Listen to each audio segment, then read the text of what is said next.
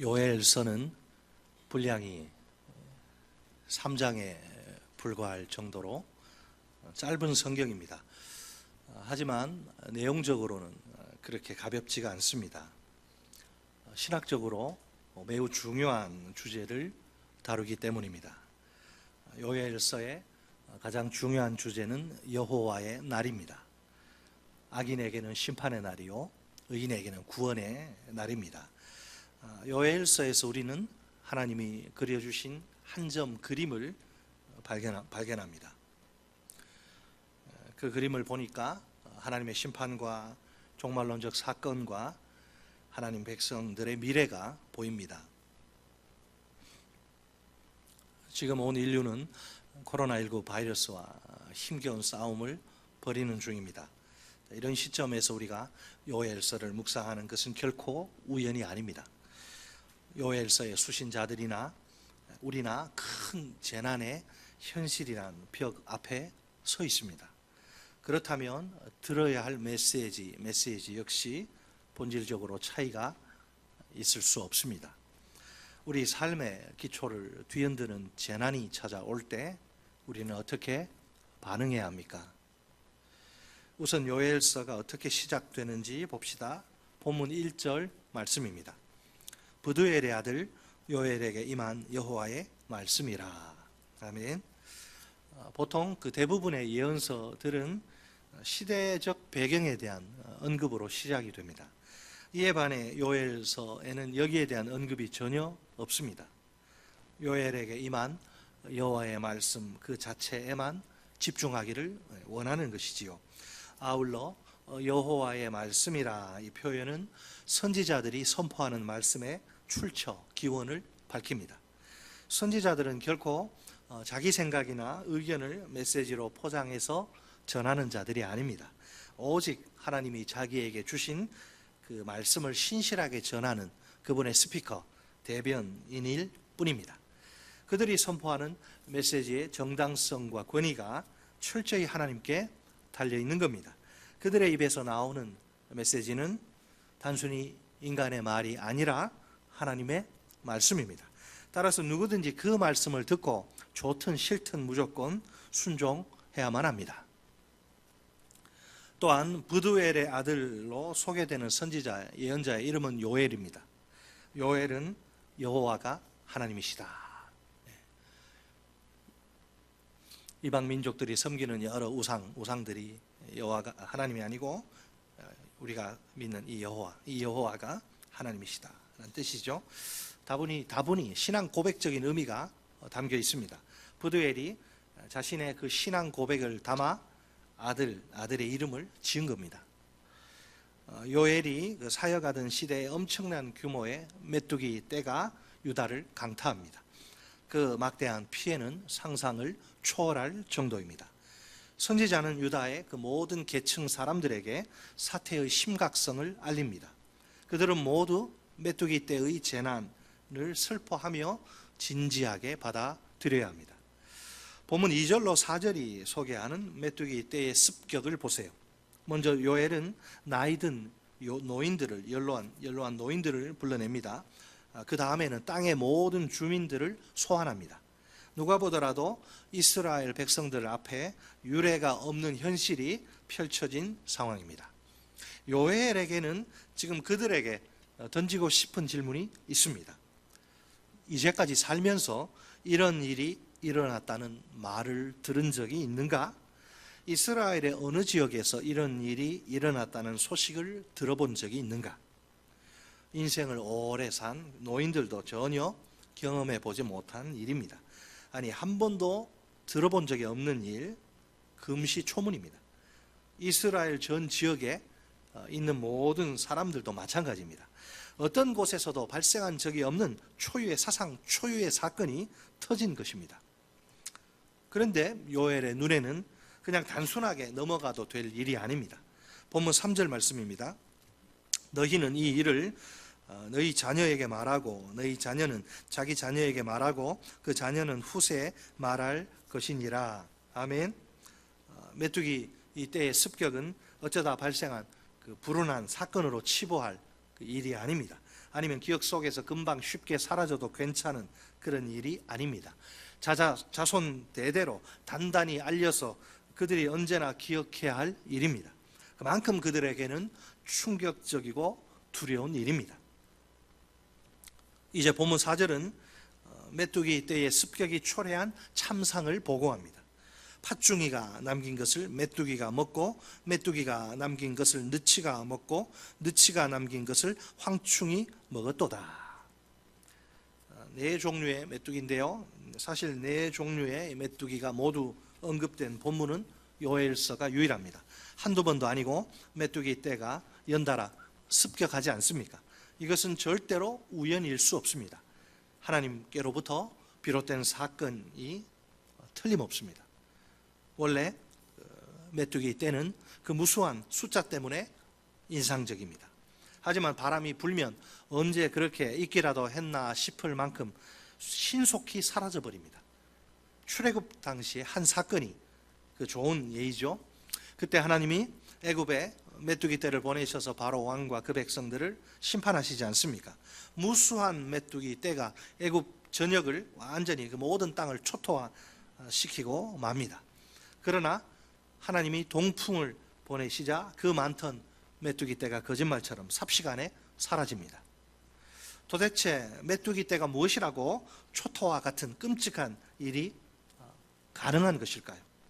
혹시 우리 가운데 메뚜기 떼의 위력에 대해서 반신반의하는 분은 안 계십니까?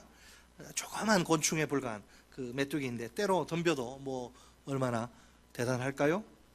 만약 그렇게 생각하신다면 본문의 사건이 좀처럼 실감이 나질 않겠지요? 어쨌든 충분히 이해할 만한 의심입니다. 놀랍게도 이런 의심에 대해 우리가 참고할 몇 가지 실제적인 예가 사건으로 존재합니다. 메뚜기 떼를 우습게 보다가는 큰 코 다치기 십상입니다.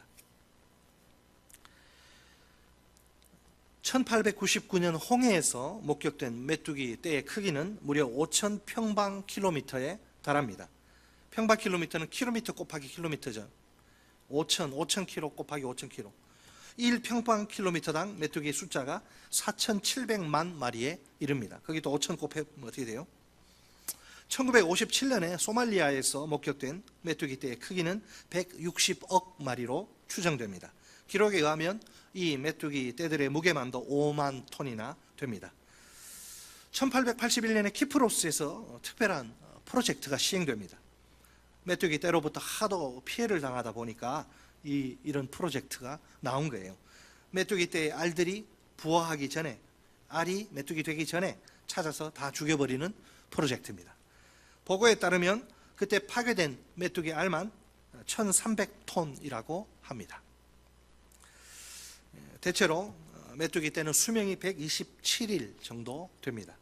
하루에 평균적으로 자기 몸무게만큼 먹이를 먹습니다. 경우에 따라서는 자기 몸무게의 3배까지 먹어치우기도 합니다. 메뚜기 작으니까 우리 눈으로 보면 얼마 안 되는 양 같지만 우리 생각하면 내 몸무게만큼 먹는다. 3배로 막 먹는다. 이게 엄청난 거잖아요. 그죠? 메뚜기 한 마리가 이 정도로 많이 먹으니 뭐 말 다 했지요. 우리 인간들이 상상하기 어려울 정도로 아주 무시무시한 식욕입니다. 그러니 메뚜기 떼가 한번 휩쓸고 지나간 자리는 남아나는 게 없어요. 깨끗이 청소가 됩니다. 한편 본문 5절로 7절을 보면 이제 요엘의 메시지가 향하는 대상이 달라집니다. 처음엔 노인들이었는데 노인들에서 누구로? 술을 즐기는 자들로 말입니다. 메뚜기 떼가 온 땅을 휩쓸고 가니 곡식과 풀뿐만 아니라 과일나무 잎까지 깡그리 사라져버립니다. 따라서 그의 곡식과 과일의 수확에 대한 기대도 버릴 수밖에 없습니다. 누구나 추수 때가 되면 새로운 곡식과 신선한 과일을 기대하지 않습니까? 안타깝게도 이런 기대를 접어야만 하다니요. 그들에게 이보다 더 나쁜 소식은 없겠지요. 메뚜기 떼는 술 취한 자들에게 술이 다 확 깨도록 만드는 그런 슬픈 소식일 따름입니다. 본문 5절이 언급하는 포도주를 마시는 자들은 누구일까요? 오늘날로 치면 식사 때 와인 한 잔 곁들이는 와인 애호가들, 와인 애호가들을 가리키겠죠. 현재 선지자의 눈은 취하기 위해 술을 마시는 사람과 술을 그냥 즐기는 자, 그 두 종류의 사람들을 향합니다. 요엘은 그들 모두가 슬퍼할 수밖에 없는 시대가 온 걸 말합니다. 더 이상 포도로 빚은 술을 구할 수 없기 때문이죠. 언제나 포도주를 쉽게 마실 수 있는 그런 상황은 하나님의 축복의 상징이 아닙니까? 반대로 포도주가 끊어진 형편은 하나님의 심판의 상징입니다. 이제 본문 4절에 그 언급된 그 메뚜기 떼의 위력이 6절로 7절에서 더 상세히 설명됩니다. 6절로 7절 요엘이 그 메뚜기 떼가 유다 땅을 습격하는 광경을 어떻게 묘사하는지 보세요. 마치 엄청난 식욕과 날카로운 이빨을 가진 그 사자가 먹이를 덮치는 모습 같습니다. 무시무시하죠. 대개 짐승의 이빨 혹은 어금니에 대한 이 구약의 언급은 강력함과 사나움을 상징합니다. 이 이미지는 주로 상대를 공격하고 물어뜯는 대적을 가리킬 때 사용됩니다. 사자의 이빨은 메뚜기가 무슨 이빨을 가지고 있다 그런 말이 아닙니다. 들짐승들 중에서도 유독 사자가 먹이에 대한 욕구가 강한 걸 뜻합니다. 메뚜기의 파괴력이 그만큼 강력하다는 점을 표현하는 겁니다. 메뚜기 떼는 먹이에 대한 집념이 유달리 강한 그 사자와 다를 게 없습니다.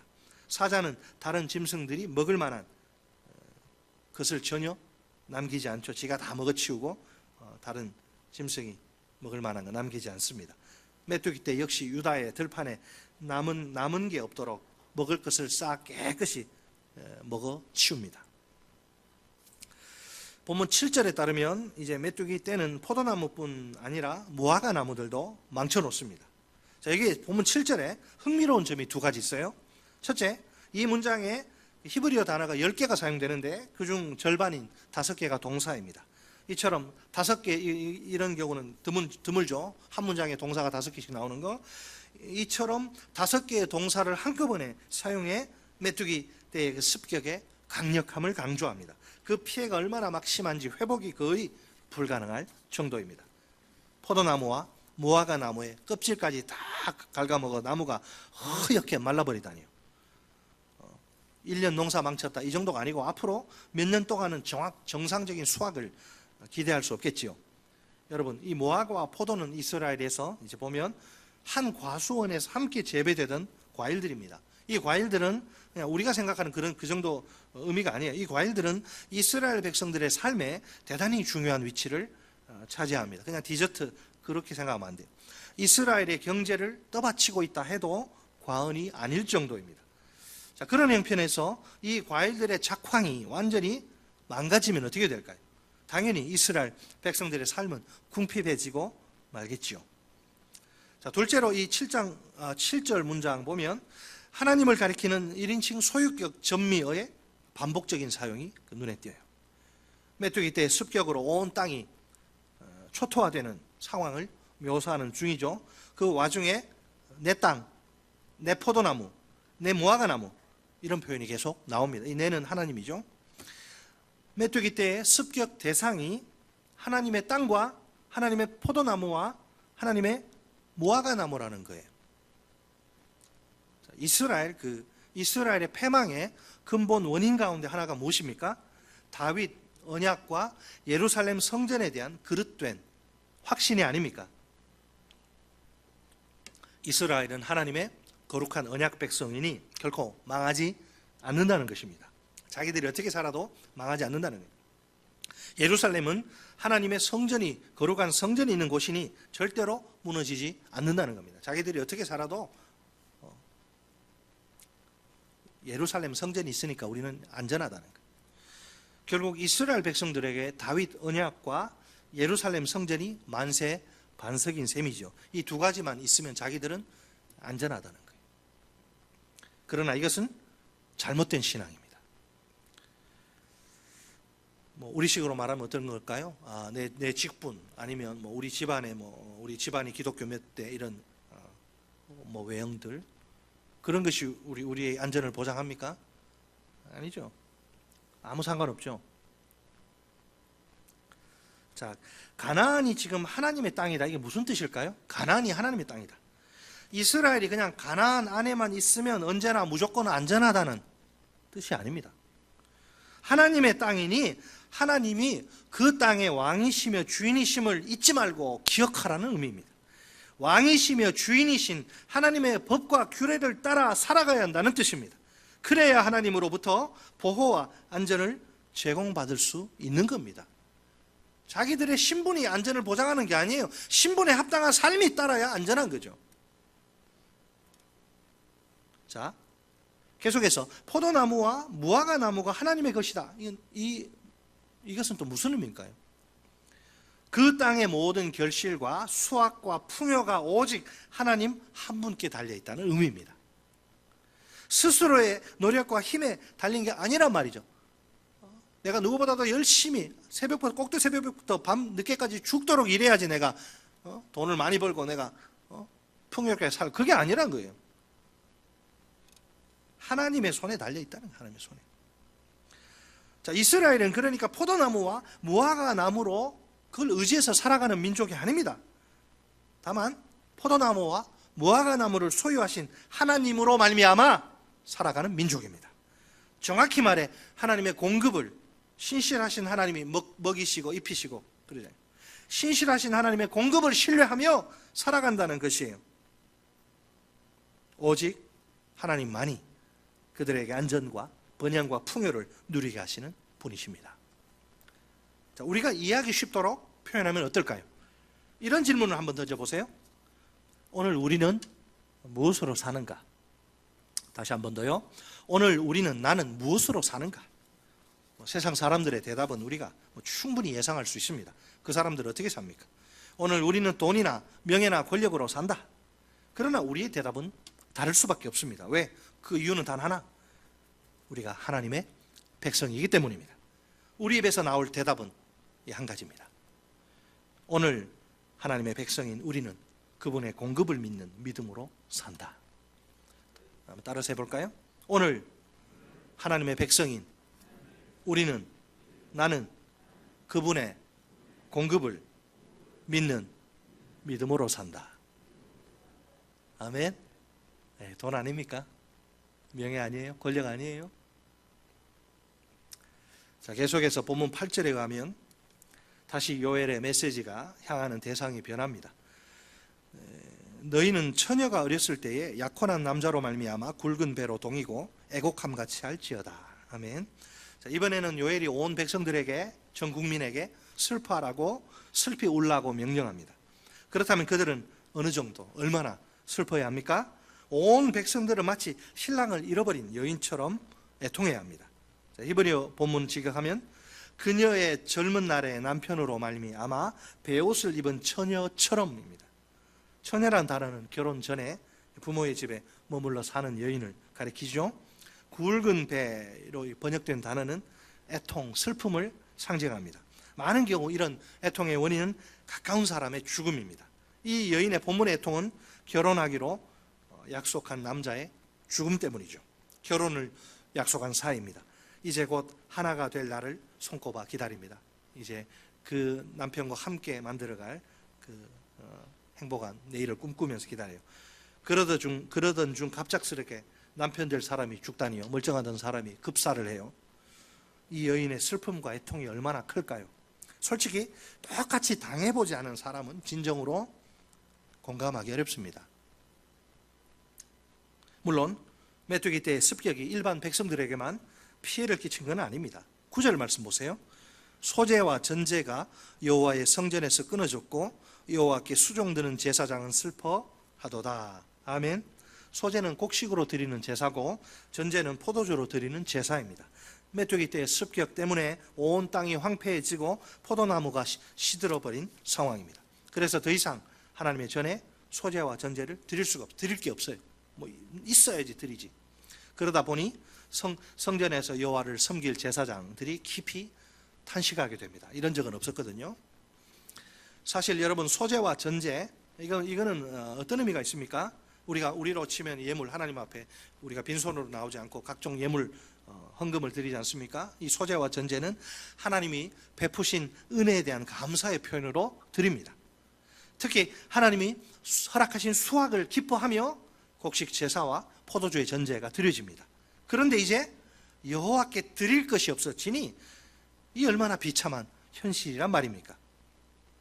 하나님께 드리고 싶어도 드릴 게 없는 자의 슬픔을 아십니까? 본문 10절이 이 소재와 전제를 드릴 수 없는 슬픈 현실을 언급합니다. 왜 이렇게 됐느냐? 밭이 황무하고 토지가 마르니 곡식이 떨어지며 새 포도주가 말랐고 기름이 다하였도다. 아멘. 자, 처음 두 문장은 땅에 대해서 말합니다. 어떻게 말합니까? 밭이 황무하고 토지가 마르니 황폐해진 땅을 가리키죠. 그 다음에 세 문장은 그 땅에서 나는 결실에 대해 이야기합니다. 곡식이 떨어지며 새 포도주가 말랐고 기름이 다하였도다. 사라져버린 모든 결실을 뜻합니다. 이런 참혹한 현실 앞에서 제사장도 슬퍼하고 심지어 땅도 슬퍼합니다. 자, 본문 11절을 보면 또다시 이제 요엘의 메시지가 향하는 대상이 달라집니다. 이번에는 요엘이 농부들에게 애곡하며 슬퍼하라고 명령합니다. 보리와 밀이 나오죠. 보리와 밀은 가나안 지역에서 생산되는 중요한 곡물, 특산품이죠. 포도나무와 무화과 나무는 그 당시 부의 상징입니다. 석류나무와 종려나무는 풍요의 상징입니다. 이 모든 작물들이 메뚜기 때의 습격을 받은 상황이죠.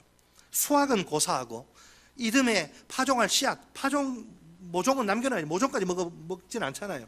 수확은 고사하고 이듬해 파종할 그 씨앗조차 이제 거두기 어려운 형편이 됩니다. 그러므로 농부들이 거의 슬퍼하는 것은 당연한 일입니다. 이처럼 농부들이 생산할 게 없으니 이스라엘 경제가 송두리째 흔들리고 맙니다. 자, 특히 본문 12절 보면 보세요.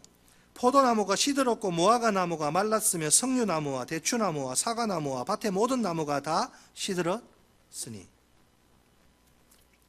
아무것도 없어요. 아무것도 없어. 마지막 문장 이름으로 그 뒤에 뭐라고 돼 있어요? 사람의 즐거움이 말라도다. 사람의 즐거움이 말라도다. 인생들에게서 기쁨이 말라버리다니요.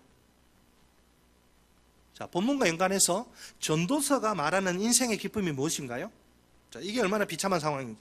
전도서가 말하는 인생의 기쁨이 있습니다. 먹고 마시고 수고함으로 낙을 누리는 것이 아닙니까?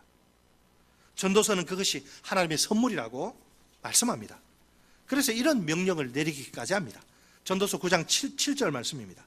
너는 가서 기쁨으로 내 음식물을 먹고 즐거운 마음으로 내 포도주를 마실지어다. 이는 하나님이 내가 하는 일들을 벌써 기쁘게 받으셨음이니라. 아멘. 하나님이 우리를 기쁘게 받으시면 우리 보고 야 먹고 마시고 즐거워해 이런다는 거죠.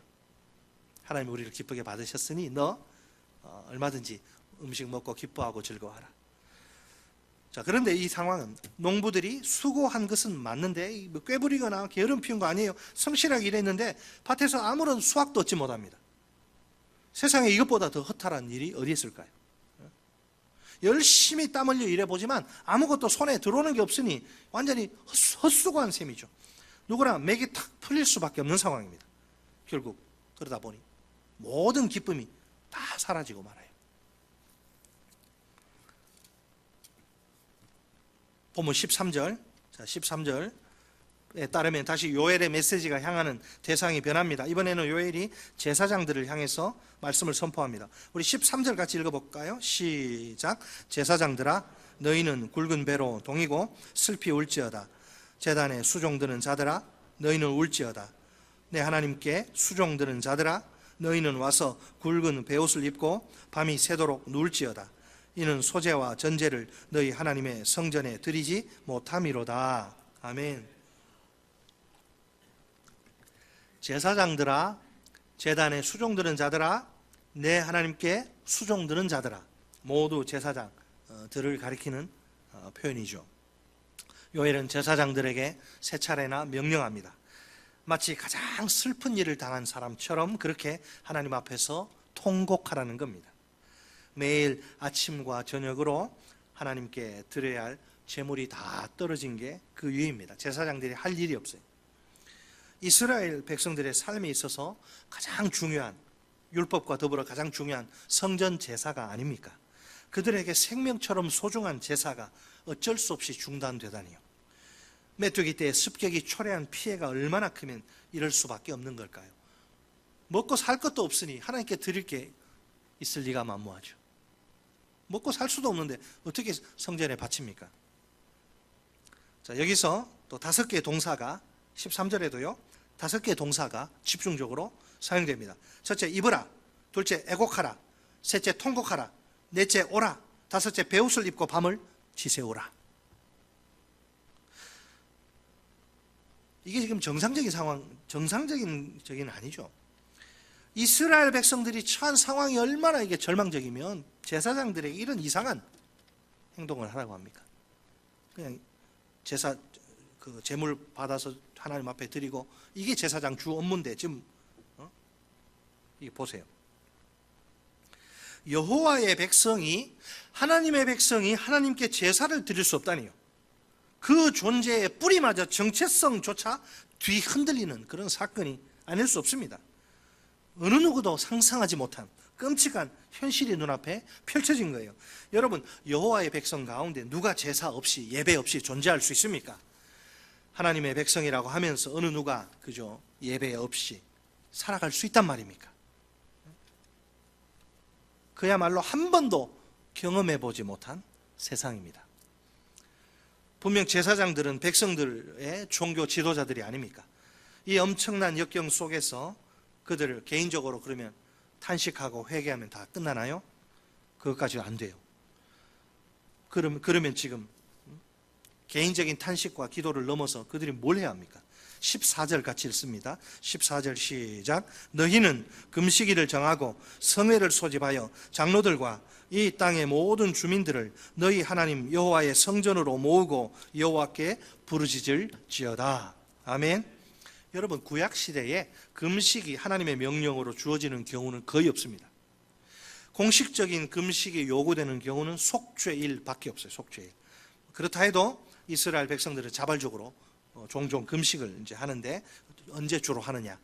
하나님의 은혜를 여러분, 사람이요 등 따뜻하고 배부르면 별로 하나님 찾고 싶은 마음 없어요. 내가 혼자 내 힘으로 얼마든지 먹고 사는데 지장 없는데 굳이 아쉬운 소리 할 게 뭐가 있어요? 하나님 앞에 나와서. 자, 이스라엘 백성들 언제 기도하느냐 하면 금식을 주로 하나님의 은혜를 전적으로 사모하며 그 도우심을 간절히, 주님 안 도와주시면 죽을 것 같은 그럴 때 간절히 구할 경우 금식을 합니다. 대개 자신들의 잘못을 뉘우치며 하나님이 제발 불쌍히 여겨주시기를 간구합니다. 또한 국가적인 대위기와 같이 비상시국이 닥치면 금식이 선포되기도 합니다. 시편 기자는 이웃을 위해 또 금식하며 기도하기도 합니다. 때로 금식이 하나님의 은혜를 기계적으로 얻어내려는 그 수단으로 전락하기도 합니다. 그래도 금식은 오직 하나님만이 모든 문제의 진정한 해결자이심을 고백하는 신앙의 행위입니다. 물론 올바른 동기로, 잘못된 금식도 많이 있지만 올바른 동기로 이루어지는 금식은 당연히 하나님이 기쁘게 받으십니다. 그 안에 놀라운 하늘의 능력이 있습니다. 자, 요엘이 볼 때 지금은 무조건 하나님 앞에 나아가 누구나, 무조건 제사장뿐만 아니라 누구나 지금 하나님 앞에 나아가 부르짖어야 할 상황입니다. 제사장들은 굵은 배를 동이고 굵은 배를 입은 채 성전에서 잠을 자야 합니다. 성전은 원래 잠자는 곳이 아니에요. 성전에 잠을 자야 돼요. 지금 그렇게 평소와는 다른 모습으로 하나님 앞에서 애통함을 표현해야 하는 겁니다. 온 백성은 금식을 선포하고 성전으로 나와 부르짖어 기도해야 합니다. 제사장으로부터 온 백성에 이르기까지 전 이스라엘이 한마음 한뜻이 되어야 합니다. 그들 모두 가슴을 찢으며 통회하는 가운데 전심으로 하나님을 찾고 구해야 합니다. 다만 하나님의 자비와 긍휼만 바랄 수밖에 없는 절박한 상황이라 그렇습니다.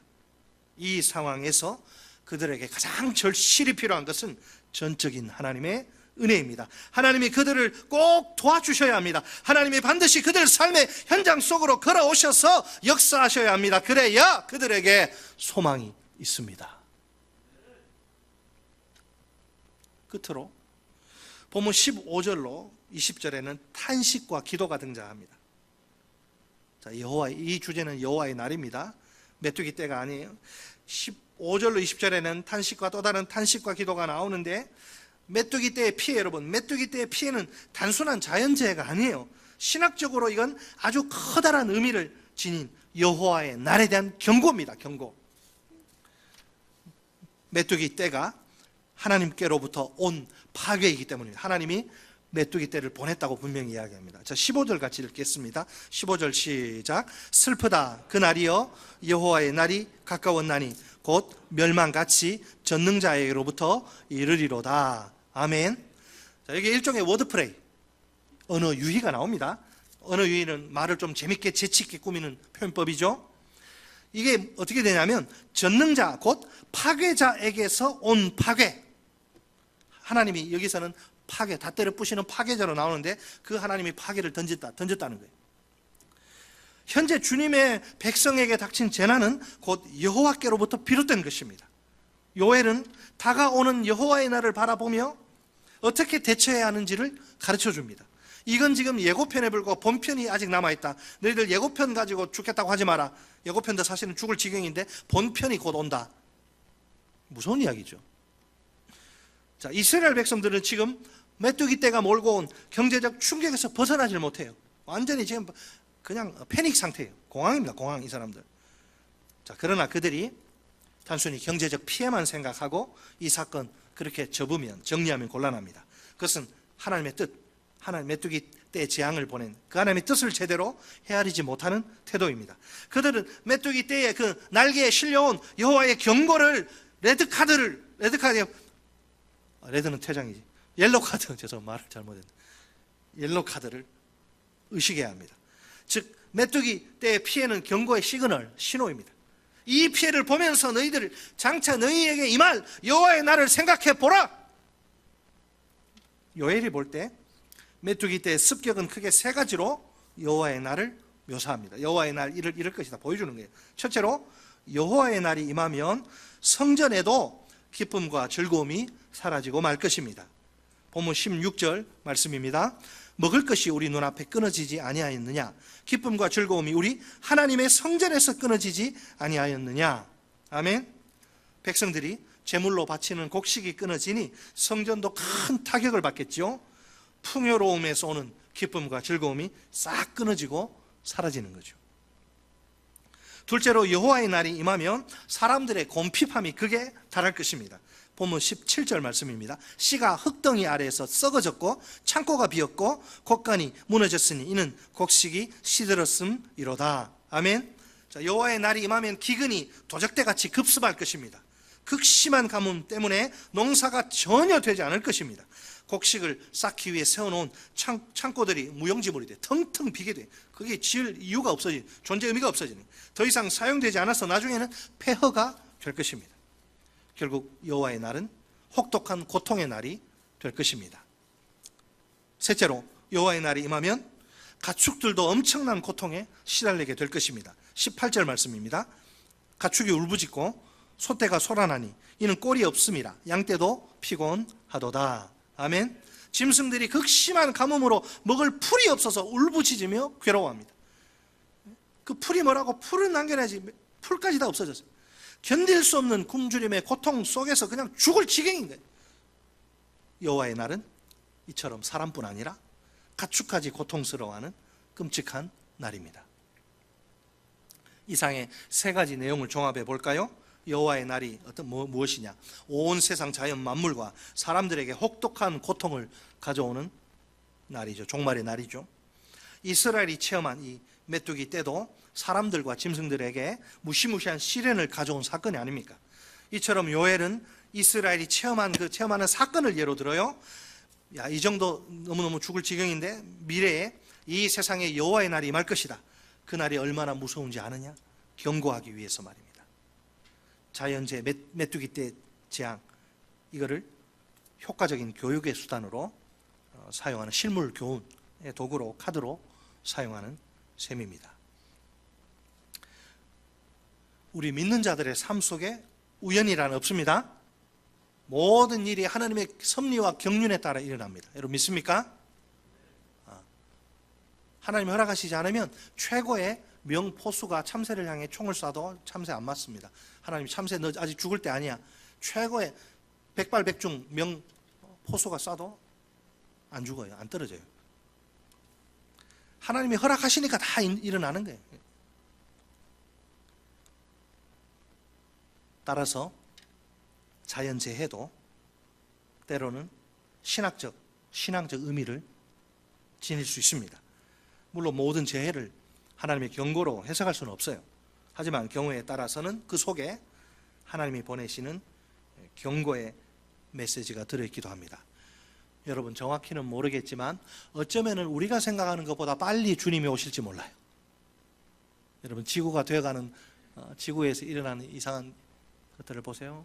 갈수록 종말의 신호들이 많이 쏟아지고 있어요. 설마 우리 대에 오겠냐? 방심하면 글쎄요. 거의 2년 동안 지금 지속되는 코로나19 팬데믹이 아닙니까? 우리는 이 팬데믹에 대해서 정확히 이해할 수 없습니다. 왜 이런 고통을 우리가 이렇게 오래 겪어야 하는지 모릅니다. 하나님의 뜻이 뭐냐? 몰라요. 도대체 우리가 어떤 반응을 보여야 한단 말입니까? 요엘, 제가 왜 이렇게 길게 요엘서를 이야기했느냐? 요엘이 제시하는 방법은 하나, 기도입니다. 재앙의 때가 오면 우리 모두 하나님께 부르짖어 기도해야 합니다. 하나님께 매어달리는 수밖에 다른 방법이 없습니다. 이제나 저제나 치료제 나오나 뭐 아니에요. 하나님께 매어달리는 수밖에 다른 방법 없어요. 그러니까 기도가 우리의 최선입니다. 오직 해결책이 하나님의 손에 달려있다고 확실히 믿기 때문입니다. 지금 우리는 잘 때가 아닙니다. 자다가 다 깨어 일어날 때, 우리는 이스라엘처럼 하나님의 자비와 긍휼만 바랄 수밖에 없는 상황입니다. 이 상황에서 우리에게 절실히 필요한 것은 전적인 하나님의 은혜입니다. 하나님이 우리를 도와주셔야 합니다. 하나님이 우리 삶의 현장 속으로 오셔서 역사하셔야 합니다. 그래야 우리가 다시 회복되어 소망의 노래를 힘차게 부를 수 있습니다. 오늘은 우리가 하나님의 은혜를 전적으로 사모하며 간절히 기도해야 할 때입니다. 우리가 가슴을 찢으며 통회하는 가운데 전심으로 하나님만 찾고 구해야 합니다. 오직 하나님만이 모든 문제의 진정한 해결자이심을 고백하며 기도해야 합니다. 그럴 때 하나님이 반드시 우리의 기도를 들으시고 역사하실 줄 믿습니다. 우리에게 여호와의 날이 심판의 날이 아니라 구원의 날이 될 줄 믿습니다. 이것이 코로나19 팬데믹 앞에서 우리가 하나님께 보여야 할 최고의 반응입니다. 여호와여, 내가 주께 부르짖으오니. 같이 한번 해보겠습니다. 여호와여, 우리가 주께 부르짖으오니. 그렇게 기도할 수 있기를 바랍니다.